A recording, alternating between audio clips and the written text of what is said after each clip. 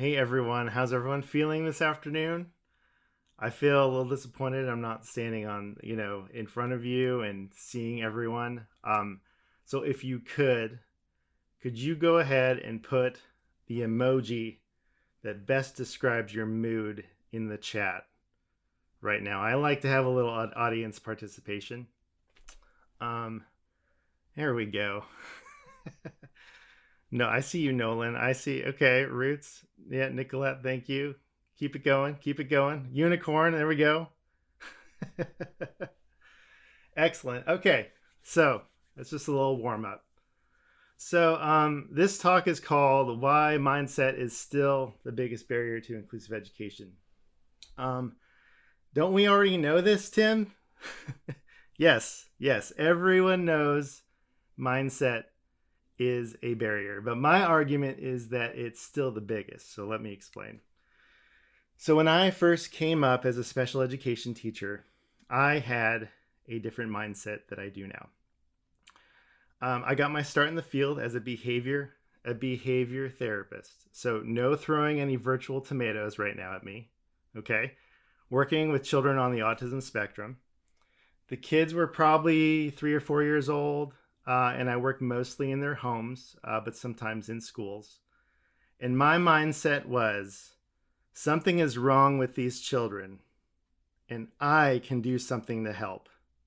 And maybe one day I could crack that autism code, get these kids back to normal, air quotes.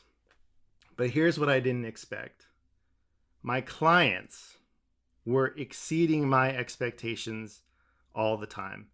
And when they didn't, I changed what success looked like for them. So, beyond the boredom of touch yellow and give me 3, I spent time getting to know my clients or my students. We played outside. I learned what they were excited about, and I listened to the hopes and dreams of their families. This broadened my view and is really what pushed me to become an educator.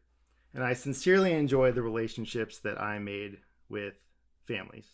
But I still had a mindset that there was something that I could do to my students to help them communicate better, behave better, look more normal. And these thoughts were ableist. I know, but it is where many people start. It wasn't until my teacher training program that inclusive education was even a thought in my mind. My professors had the nerve to tell me that all learners could be included and benefit from being in the general education classroom. You mean to tell me that all those kids I worked with in those homes, those screaming, aggressive, non-speaking kids, could be included in a regular classroom with their typically developing peers? Yeah, right. There's no way. Students need to be taught routine. How will they learn in a general education classroom? They can't even do the same things as everyone else can. I said all of these things until I saw inclusion with my own eyes and with my own students. And once I had my turning point, I never looked back. So what is your turning point?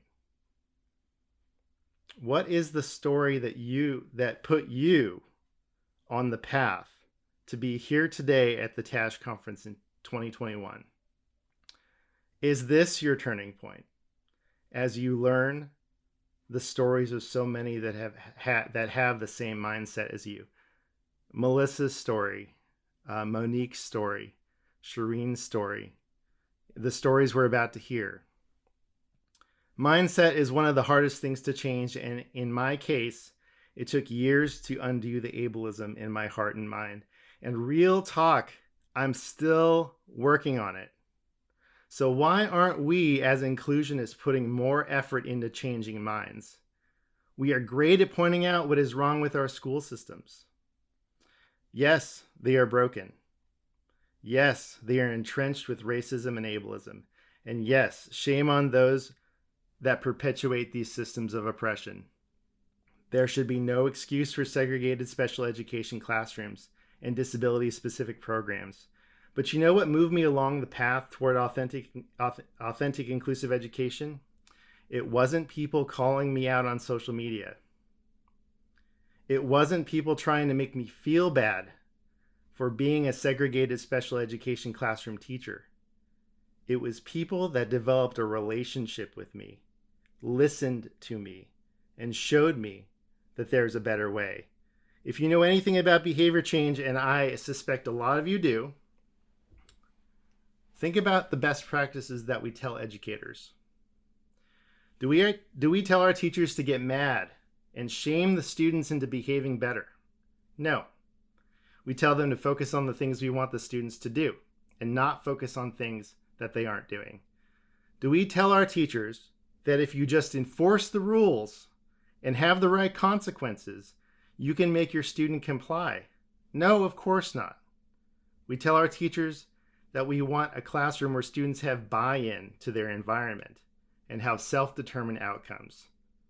Do we tell our teachers to believe the worst about their students and give up on them because they will never behave? No. We tell our teachers to presume competence and believe that anyone can learn when given the right conditions. Maybe, just maybe, it is our mindset that needs to be adjusted about who we call an inclusionist. There are far too few of us to be focused on who the true inclusionists are. I believe we need to think strategically about what we are communicating when we talk about inclusive education. And you know what? I am so encouraged by all the emails and messages that I get in my inbox and over social media. People are hungry for this conversation. We should be in the business of changing people's minds. In fact, if someone gave me $1 million right now, I think that money would be well spent crafting a communications campaign for inclusive education rather than funding another model inclusive school. Because listen, there are model schools all over the country. Seriously, anyone have $1 million? Okay, just checking. MCIE is a 501c3 and accepts donations. The crux of this communication campaign should be centered around stories on how your mindset was changed. Melissa, I loved your story.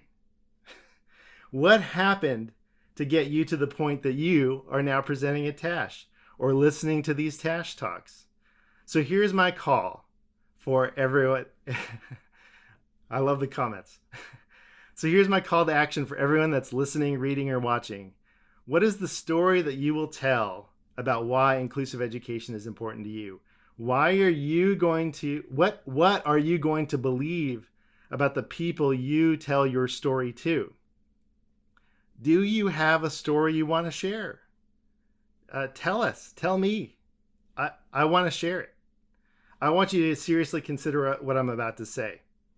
Will you be the one to create the next inclusive education podcast, video series, YouTube channel, Instagram account, Twitter feed, blog, or even cartoon series? Maybe something we haven't even thought yet. Because in my opinion, there can't be too many.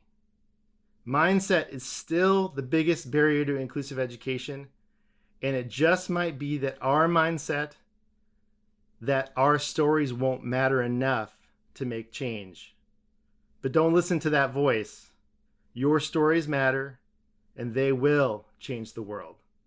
Thank you for your time and attention.